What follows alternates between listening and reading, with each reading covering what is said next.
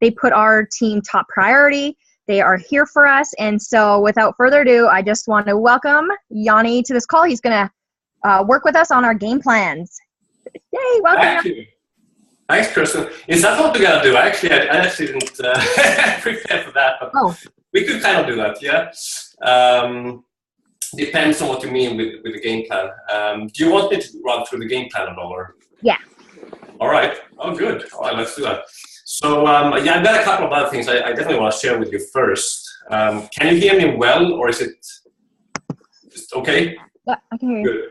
Yeah. All right. So, yeah, I'm in Sweden at the moment. So this is our Swedish apartment, and yeah, I'm actually going to meet with a colleague who lives here of us, and an ex-colleague after this. So it's still early evening. But thanks for joining me on a Friday. I know it's around midday for you, so I'll try not to take too much time, also not to create this mega massive file for you guys then to upload and download and all that. But there's a number of really important things I'd like to share with you. And part of it is, of course, the offensive game plan. I've always got them around, so I wasn't prepared to present it for you, but it's right here. I got them everywhere. It's a fantastic tool.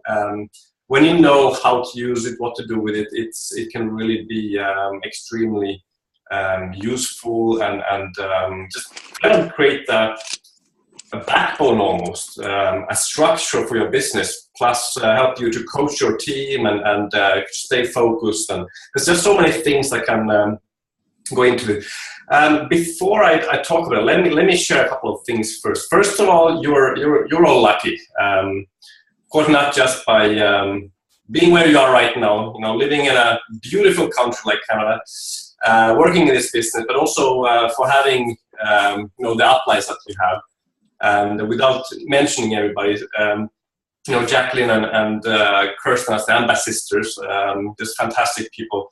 I've been in direct selling for over 20 years, and of course you see and get to know and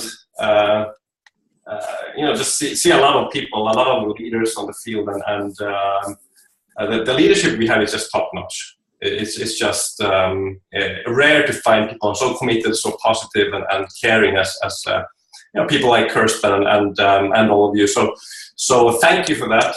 Thanks for what you do. And also, I'd like to first of all say this, because I know some of you have probably had ups and downs in the business, and we've all talked about that times. But one thing I've noticed throughout my years in this is that a business like ours, network marketing, does go through phases. I don't know any leader or company who only had good times, and so there's sometimes ups and downs, and sometimes the reasons are evident. Sometimes they're predictable. Sometimes they're a mystery. Sometimes we just have to scratch our heads and go, kind of, what's going on, and try to figure it out. And maybe one day we'll know why, maybe not. But the thing is, there are things you can absolutely do to get through any kind of a wall or problem and get that breakthrough that you need. And things that always work when people come through the other side. So we're going to talk a little bit about that. But over time, of course, success always leaves clues. But when we're in the moment, sometimes we just don't understand what's going on. And there are a few hints I want to give to you, and they are definitely part of the offensive game plan. But before we go into it, there are some things that we could, of course, do better for you guys, and I want to touch on them. So where you stand right now in Canada as a market, it's very special. I mean, every country is unique. They all have their own unique characteristics, both as a market and the culture in the company, but also in terms of where we stand as a company, the level of service we can provide, or how different things work. And I'd say that Canada and Australia in many ways are very similar. You have your own warehouses, the language is the same, and being, of course, English, it makes it easy in many ways. But also the product ranges are similar. Canada, of the international markets, Canada has the biggest product range, for example. And the one anomaly with Canada is the ordering of blitz cards. It takes time, it's expensive. The setup that we have with the third parties is not ideal for Canada. It's something we want to change. It's something we are working on. It's not an easy, quick fix because of just the way we are contracted and the relationships we have, because the blitz cards aren't technically ours. I mean, they are provided to us by a third party, and they do them for us. So there are things like that to solve, but there is something we are working on, want to solve, to make sure that just to level the playing field in different ways. The team that we have in Dublin, we started 2 years ago, and the first year was really about building the infrastructure and starting to take over certain things. So today we run all of the supply chain, for example, the warehouses, shipping, those types of things are all monitored from Dublin for both Australia and Canada. And that's a really, really strong team. We have top-notch people there, several very senior, experienced logistics and operations guys who've been in billion-dollar companies before internationally, and that's a really great place to be and keep building forward from. So our operations team there and our project managers are really excellent people. So for the first year, really took it was about putting that in place, putting the team together. The second year, more about kind of taking those processes over, starting to look at where we can improve them. We've come far, but there's a lot of things we could still do and will. I mean, a lot of stuff in the pipeline. Also the international business with having an office outside of the US is new to the company. So that type of thing always takes a little bit of time to gain the trust and learn how to work with an international office. It works being a company that's been operating for 15 years, always in one spot, always in one office. It's a very different reality when they suddenly had to, remember that there's a group of people sitting on the other side of the world, kind of. So that's something that keeps improving. And one of the things we've done to really take things to a whole nother level, as you know, is to have Kinsey move over to Dublin. So she's in the sales and marketing part, where we've done some of the marketing from Dublin, and we're going to do more of it from Dublin in terms of localization and adapting to different markets. So that's something where we're working hard to add people to the team and also to just become better at being more adapted to local markets. One of the things I know some of you might have on the list is things like French for Quebec. I mean, the size of Quebec, the population there is like one of our European countries, and we got everything there except we should do language, their language, and just to make things easier. But really proud of the people who are already building in Quebec. We do some nice volumes there already. So that's something I'm pushing for. It's on my list. So we have a whole list of things for Canada. I think probably anything that you might think of probably exists on our list, and is something we are pushing on and trying to solve and work on. Both our operations director here, Kinsey's got a detailed list of stuff, and she's good at nagging people and getting things done. So that's really going to benefit all of you. So. Anyway, so I just wanted to kind of mention that, because one thing that doesn't help, and this is, I want to mention this as a piece of advice, and you might hear this from somebody on your team, that they might compare Canada to the US, and if they do that too much, it's not going to be helpful. It's not going to be something that helps.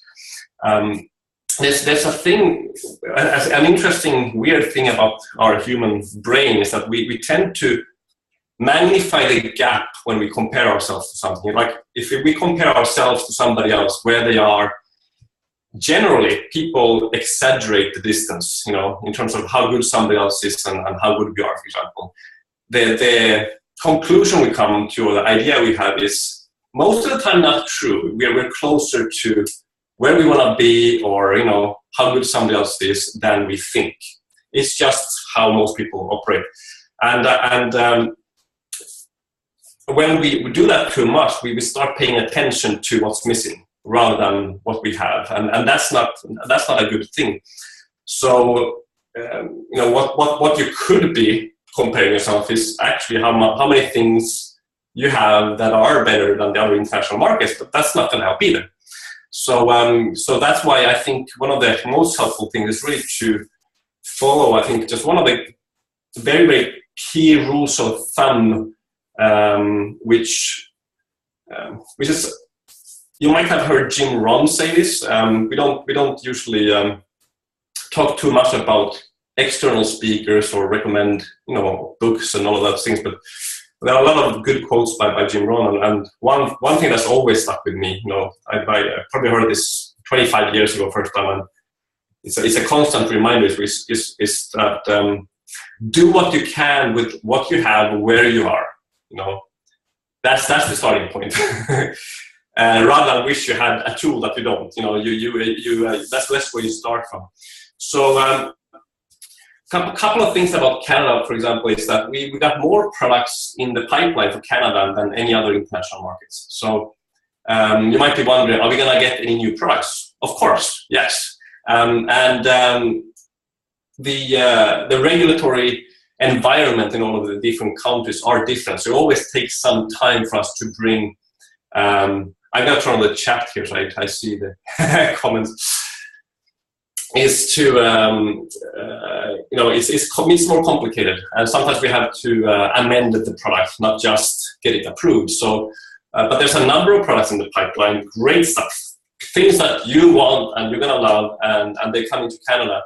And as always, I can't give you dates just yet, but you won't turn into a skeleton in front of your computer or Zoom waiting for them. They'll come, and I think Canada will always have, a range that is simply bigger than, for example, the European countries, and in some cases stronger formulas and things like that.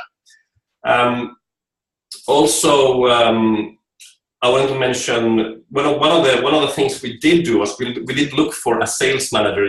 Some of you might know that we have a couple of sales managers in Europe. We looked for one in Canada. We didn't find one we liked at the time, as we interviewed a number of people. Also, we haven't really decided who should be doing it and where it should be done from. And that's why you see, you've seen that Cami is coming over to Canada soon, and we're already planning her next trip over as well. And being in the Pentecost family and upline to probably most of the people in North America.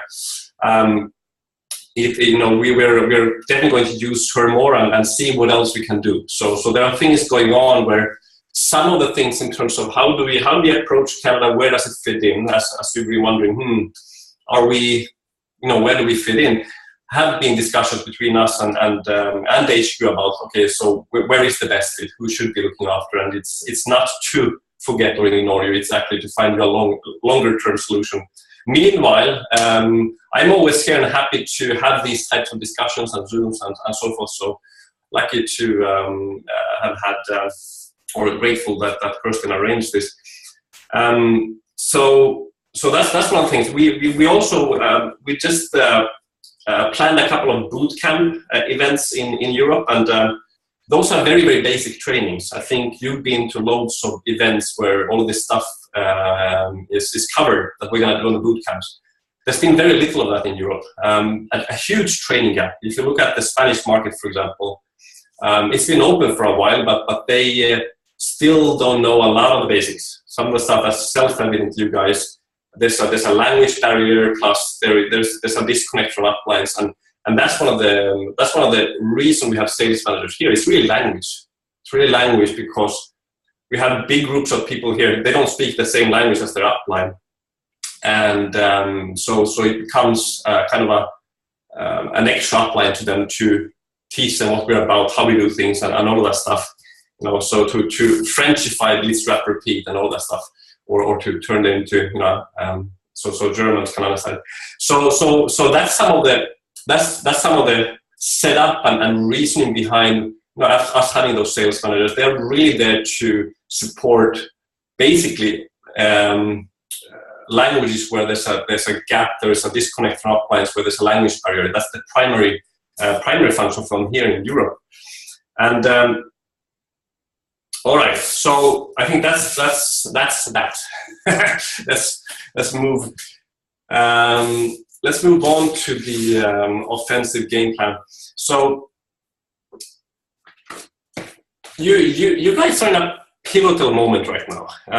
You don't know, you probably don't realize how good of a starting point this is.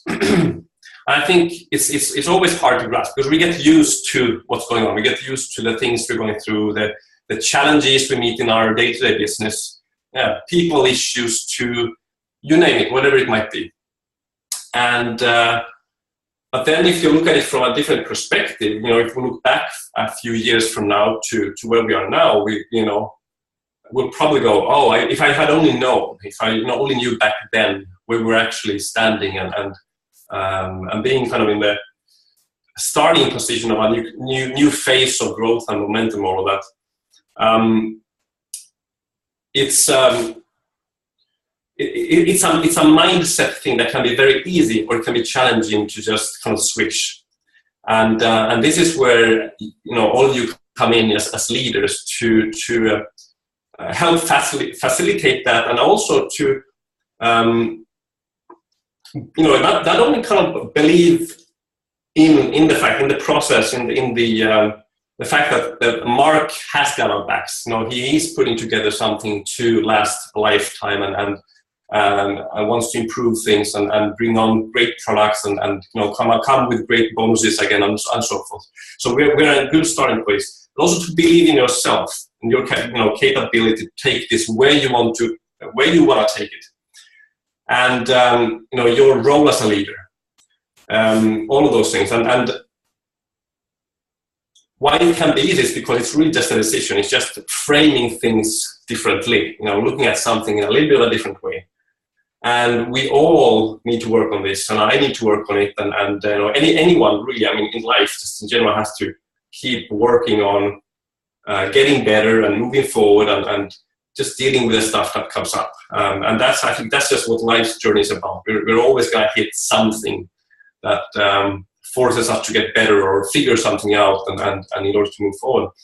But there are sometimes misconceptions when it comes to goal setting. And when we start coming to the offensive game plan, I think one of the most important starting points is that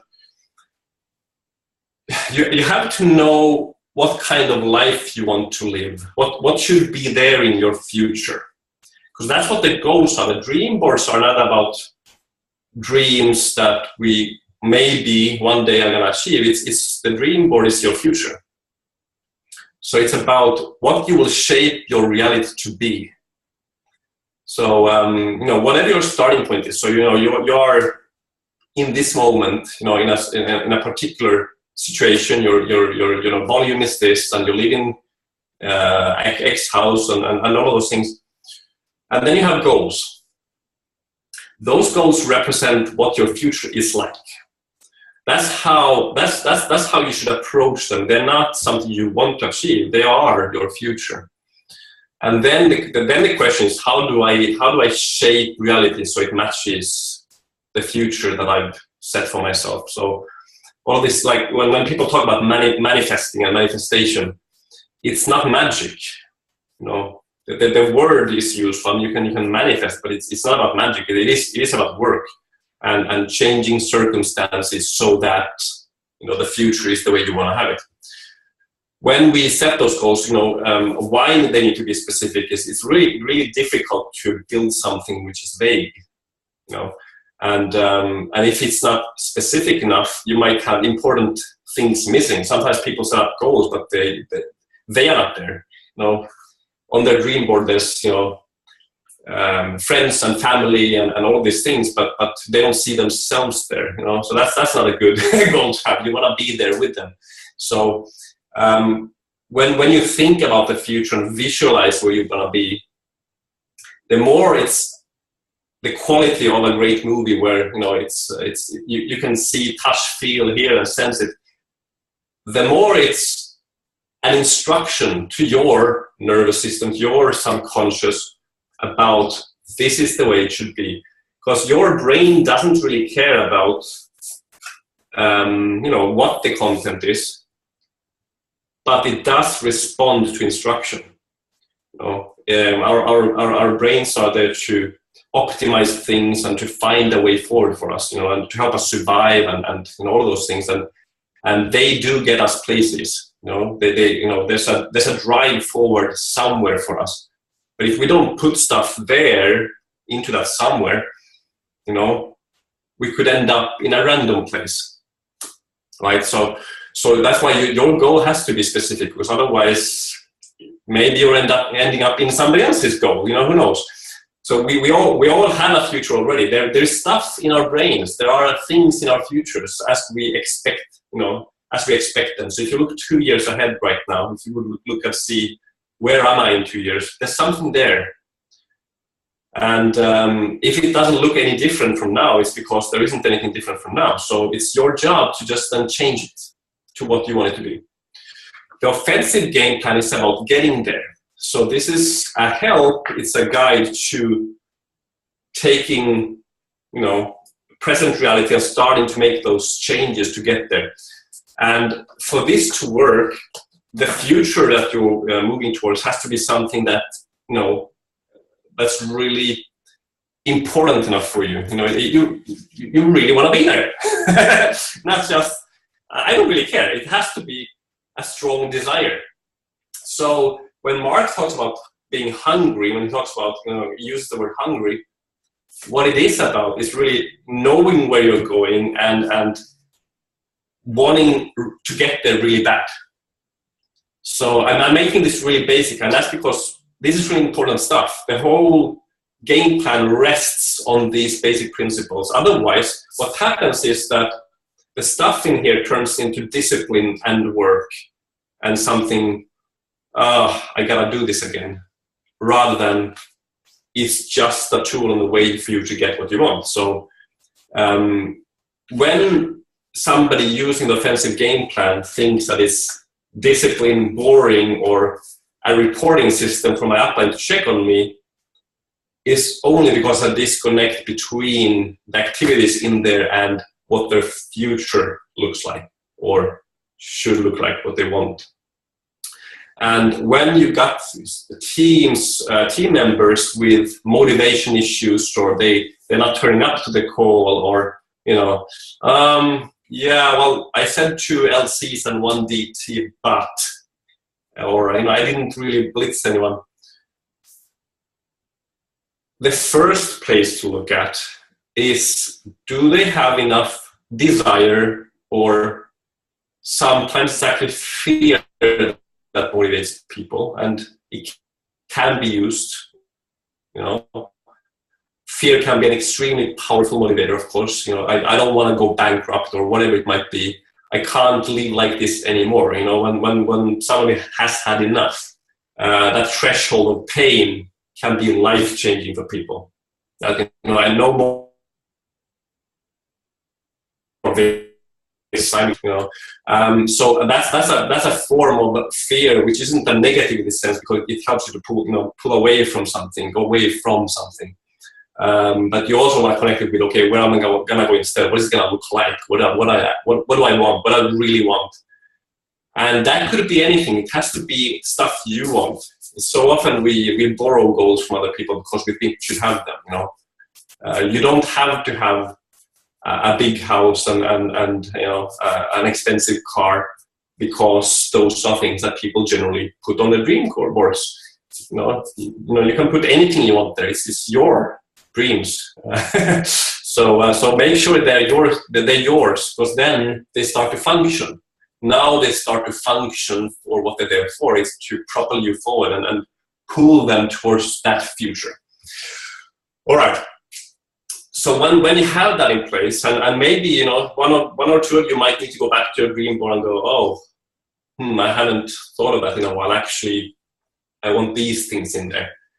And we normally know. Do I want to live in a big apartment in the middle of the city, or do I want to be on the countryside? Do I want horses? Do I want fresh air for my kids, or be next to the train station. There's all this variety of how we could structure life, and you can really have what you want. I mean, it's this life, man.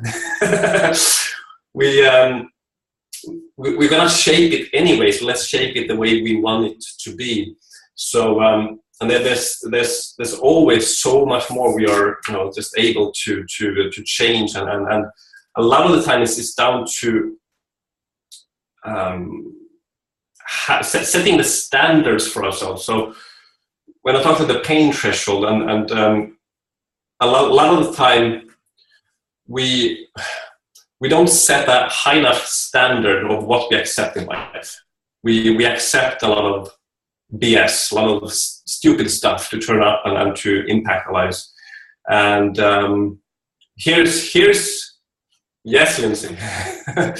here's just one stupid example, but my girlfriend had to tell me that our relationship was being affected by the fact that I was using an app called eCab. It's a taxi app, and it's shit. Sorry for the expression, but it is so bad. And I was only using it because Halo wouldn't work on my phone. But it was so bad, so you never knew if you were going to get a taxi, when it would turn up. So you just end up waiting 15 minutes in the rain. And it was just stress. So when she said that, I just deleted that app. It was like I had to have it because what else am I going to use? But now it's like, okay, I'm going to delete that app and deal with the consequences. And suddenly life improved. So that's a stupid example, but my quality of life improved the moment I deleted my taxi app. And it's stuff like that. The same happened when I started playing stupid mobile games. It's a way to get distracted or use downtime. But then we complain that we don't have time. Crushing candy can be so addictive, or what are those things are. I remember once dreaming the entire night of colorful candy being crushed, and then other stuff being crushed, because there was all of them in my head. And this is some years ago, but it was like the whole night. And the next day, that was it. I've never crushed candy since. It just got too far. But I don't know how much time I wasted on it. But so we sometimes have to look at, so what am I accepting in my life right now that I could just decide, nope, no more, this is it. Let's put that aside, put that in the bin, and do something better, move forward, and make life more joyful and all those things. So the offensive game plan then, once you know what your desire is, where you want to go, it helps you, number one, to structure your time. It talks immediately about 1/3 on you and your business, 1/3 on your top 10, 1/3 on leading everybody, the rest of your team.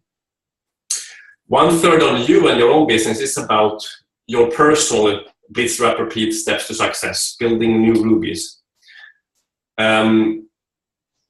It's something which can't stress enough.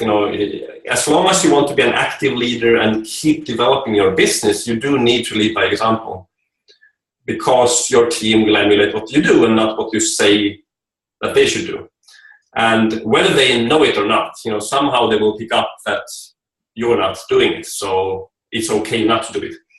That's why you can't stop prospecting. I mean, that is the lifeblood of the business. You can't stop talking to people and wrapping them. So it should just be simply the basic blocks of the business. It's consider it our kung fu, the blitz, wrap, repeat.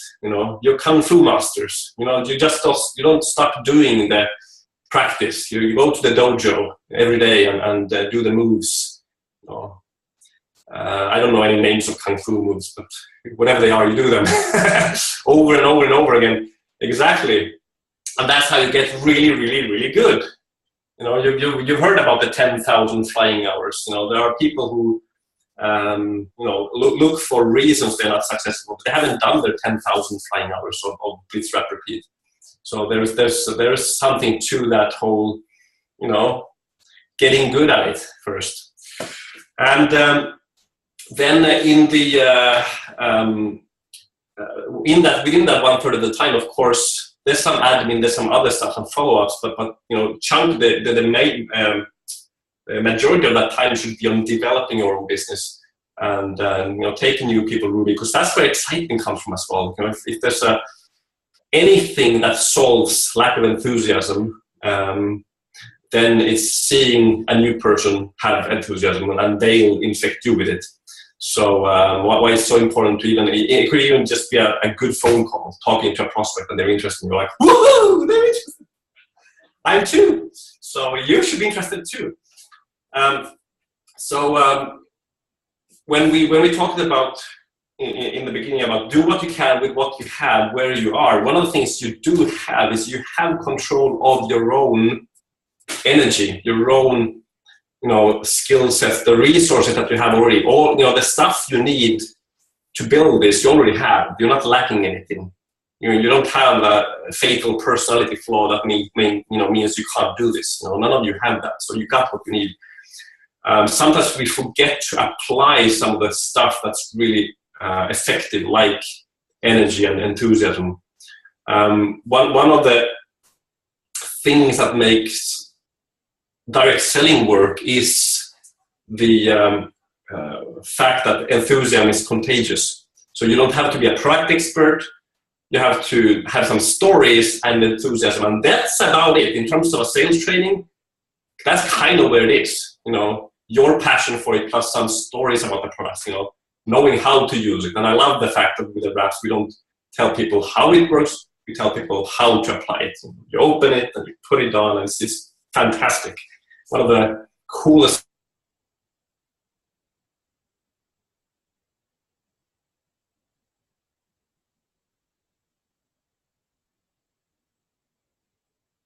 curiosity about other people. It is a numbers game, but there's magic that happens when you're truly curious about other people and what makes them tick, what they want. Really trying to dig down into how somebody else would like their life to be.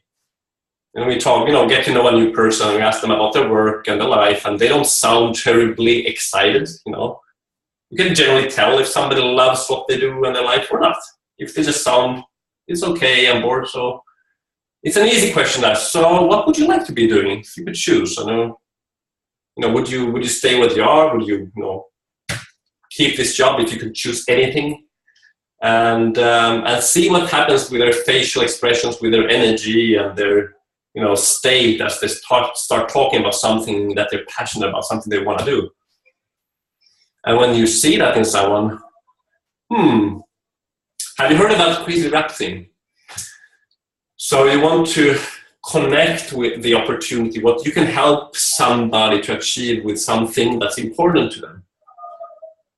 That's one of those $10,000 questions or kind of tips that, find that thing in somebody else.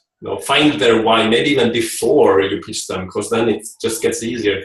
So, because you don't need a new distributor, but you do want to help somebody get to where they want to go, and curiosity really helps you to get there. So, among all the things I think we can learn in terms of, so how do I talk to people, what do I tell them, I think one of the most important things is, find out, be curious, and then care about them, and see if this is something for them, and if you want them on your team,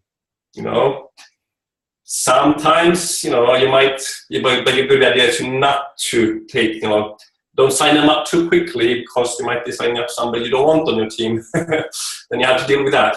So, getting to know people really well, it doesn't kind of hurt. So, but curiosity goes far in doing that. And when you do that, you apply energy, because if there's one gift we can give everybody, whether they sign up or not, whether they try it up or not, is to help them smile a little bit more, is to lift their day a little bit. And you can do that by having a little bit more energy than they do. And just a little bit. So you don't scare them, So when you talk about matching somebody's wavelength and all of that stuff, if we match them too closely, then we kind of follow them. And we risk being influenced rather than influence. So whoever has the strongest state influences the other person. Doesn't win, but there's always an influence game going, always. And whoever has the strongest state will influence the other person. Also when it comes to your team. You know, if somebody is more negative than you're positive, they'll affect you more than you affect them. And with somebody who you're talking to, a prospect, if you have a little bit more energy than them, they'll follow. You know, you'll help to raise their energy, and then you can move your energy up again, and they'll follow you. I know at some level this makes sense. I think you're all, especially women just get this. Sometimes with men, they just have no clue what you're saying. But you know what I'm talking about. It's like, right, is it this or is it like this? Those different levels of energy, and you can just help to pull people up. And if you always make sure when you have a conversation with people that you're trying to make them feel better at the end of the conversation than when you started the conversation, you've kind of done your job as a human being of servicing mankind and all that stuff. And if you can help them to, tighten tone and firm, or get wow results with the wow, or get more alkaline with the greens, or to build a business so they can make $500 a month, $1,000 a month, go ambassador, whatever it is, even better. So from that point of view, it's about service. So you're curious about people, and then you serve. Sometimes in our industry, we're taught so many things that sound so predatory, and we go after we qualify prospect, we go after them, and if they don't want to join, we put them on a different list. Can I talk to you again 6 months from now? It's like they have this piece we just move around rather than a human being. So we're here to make their lives better. So let's do that. All right. So back to the game plan. So with the top 10, you got a list of top 10 here, and it's cool. Because I didn't know that. I know she does everywhere, but I don't know how you know. How you knew about that? Is that Instagram or something? But that's a great book. So with the top 10, that's about, again, actually being thoughtful and serving, because you need to spend more time and energy on the people who need it, who are your runners, who are ready to build. You don't want to waste your time and energy, because it's not good for you and it's not good for anybody else. So that's why you have to set aside some time to work with the people who do need it. And it's almost like it's a law of nature. So we're not being we don't want to exclude people here, but we do need to make sure that that we don't contribute to talent and energy and time being wasted. So the top 10 could be any top 10, or it could be top 6, it could be top 8. It's the people you need to work with closely right now, wherever they are in the organization. So there are no real rules here. So somebody asks, so are they different legs? Can I, how do I pick them? You pick them by, what do you think is your top 10? You'll know if it's wrong. After a while, you'll figure out, no, okay, this person shouldn't be there, it should be that person. And then you just have a candid conversation with people. I like to work closely with you. I think you should be in my kind of top 10 list to work with very closely. Would you be interested? And then you work with them as long as it makes sense. So there isn't really a time frame to this. As long as it brings value to both of you, then then you do it. Sometimes people graduate for it or they drop out, and that's fine. Do you all have this as a file, or it's available as a PDF? I think it's back in back office. Yeah, good. It was actually taken down at some point, but it's back there, so you can download this and go through it. A lot of it is self-evident, but there are some principles that we need that I want to explain, and that's kind of what I'm doing here, rather than go through it in detail.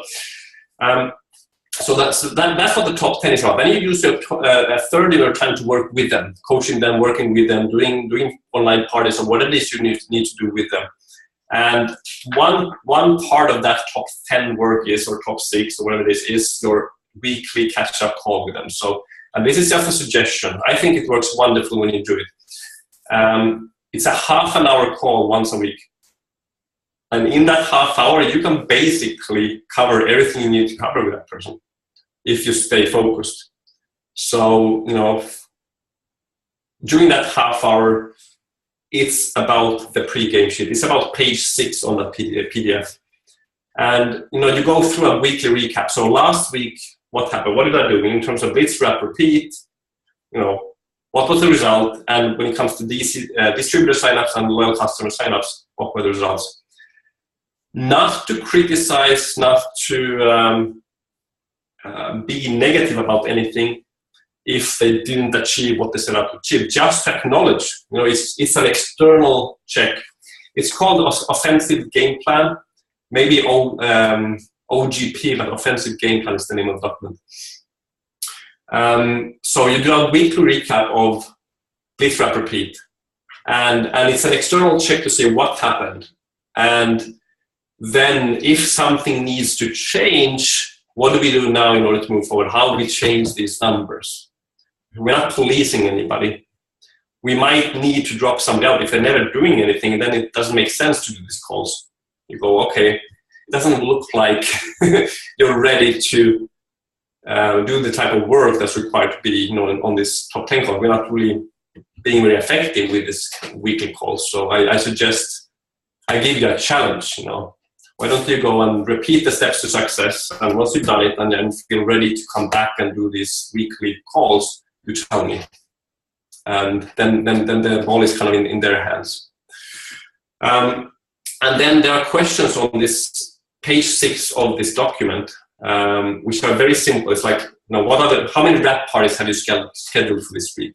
You kind of only want a number, but there could be a story, What's your greatest accomplishment since the last call? So now we get into mindset. We ask somebody, what's your greatest accomplishment? Whatever it is, they do need to answer it. Even if it's, getting out of bed this morning. It's a way to just train their mind to pay attention to accomplishments, to things they are doing to move forward. And hopefully those accomplishments will grow and become more relevant and bigger as time goes. So, to celebrate the small wins is important. So when we do the weekly recap on DT sign-up, LC sign-up, and all those things, when we've done something great, of course celebrate and encourage all of that. When the numbers are not what we want, it's okay, but how do we move forward? What are we doing now to change those numbers? So greatest accomplishment since last call. We asked, what are you most grateful for or proud of the past week? This is a question I always ask. If I do an offensive game plan weekly call with somebody, I always ask this question because it's so powerful, again, in affecting our mindset, to remind ourselves of stuff. What am I grateful for or proud of this week? And it could be a transforming exercise. It could even be something you want to do on a daily basis in the morning, first thing you do when you wake up. It's one of the best morning questions you can ask yourself. What am I grateful for right now? You might want to throw another one in there. What am I excited about right now?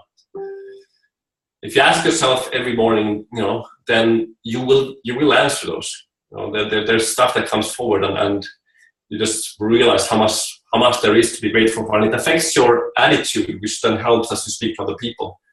And then there's the question, challenges I'm facing this week. Okay, it's really good to bring this up because 90% of the time, 80 to 90% of the time, when people say what their challenge is, it's not a challenge. It doesn't exist. It's weird mind stuff that people allow to get in their way, bubbles, where the easy way forward is simply to ask, so what do you want? Okay, so that's the challenge. So what are you gonna? What's the next step you can take to move forward? The only thing that's missing a lot of times is they haven't decided what to do. Very, very common, in almost any coaching situation. I have this huge problem, I don't know what to do. All right, so what do you want? I'd like to, I'd like to have more customers. Okay. So what's the first step you could take to get more customers? Oh, well, I guess I could work on my list and contact some people. So why don't we do that right now? So you move into action. So part of the process of going through this pre-game sheet, so the half an hour call is like a coaching call. The purpose of that is to move forward. It is to go from, I'm stuck, into action. So what can we do right now? So, and sometimes the challenges are real, and then you, of course, apply experience, find resources. Maybe you should check this video out, or whatever it could be. Or let me see. Let me think about it. I'll get back to you. A lot of times, you can burst that bubble of, to, okay, why are you even focusing on this? Why don't you focus on the rap part you have coming up on Thursday and how you can make that even better? Not about this distributor who's not doing anything anyway, and you can't motivate them, you can't get them going. Well, don't go find somebody else. Then there's the question of opportunities available for me this week. Extremely important to ask that question and to get an answer. Sometimes people say, nothing really, which is never true. Or they go, well, the only thing is I have this family thing on Saturday, and my brother is there, and I haven't spoken to him in a while. It's not true. So the question here, what are the opportunities available for me this week, are about always seeing what else is there. You're always looking for what else, what more, because there are opportunities everywhere. We all are myopic to some degree and don't see them. Sometimes they are literally right in front of us, just around the corner, next door, a phone call away. But we're not seeing them until we start constantly looking for it. So, what else is there? Well, on the way to this party, are there any opportunities? Or while I'm in Toronto, what else can I do? You guys are really good at blitzing when you travel. I mean, this is one thing that it works. Distributors are phenomenal at it. When they go to conference, everybody blitzes. Air hostesses, checking stuff, and everyone at the airport. I know a couple of Irish ladies. The only day of the year they sponsor somebody into the business is when they fly over to conference in February or January. So, but they're consistent. At least they do that. They'll sign up 2-3 people on the way to conference, and that's the result for the year. But that's phenomenal. That's a great thing. But it's not only the airport. If they can do it there, they could do it at the gas station or somewhere else as well. All right. And then you set the goals for the next week. So as you see, Mark is always talking about the offensive game plan, the goals for the week, the goals for the month. The purpose of that is to stay focused on stuff that moves forward. It's not to police the activity or to keep focus on recruitment. The focus is on the purpose of that is to move forward towards what the goal is. So that's the bigger picture. And this is a roadmap. The offensive game plan helps as a way to move forward towards it. And then a part of the game plan is a third of your time you spend on your team. It's the meetings, it's the team calls, the Zoom calls. Some people spend too much time on it. They don't have time for the one-on-ones. They don't have time for the personal sponsoring because they're always doing team stuff for everybody on their team. And they need to pull back from that. The so-called yellow personalities want to do everything for everybody all the time. And that's really selfish because it feeds their ego and their view of how people should be to each other. But it's not doing it. So there's stuff missing when they do that. They have to learn how to say no. It's part of their development. One of the best things a so-called yellow person could do for themselves is to learn to say no. And because somebody else needs them somewhere else. The person hasn't heard of the business yet, or that one-on-one time that's not happening because they're pulled into a different direction. So then a third of the time is into leading your team, doing like a monthly Zoom call or whatever is a weekly one. But sometimes you might need to close some of them down. You know, it's okay sometimes to close some of those down. You know, it doesn't.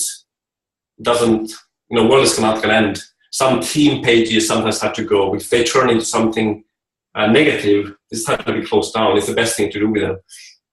If the purpose of, let's say, a Facebook group is X, but what's happening there is Y.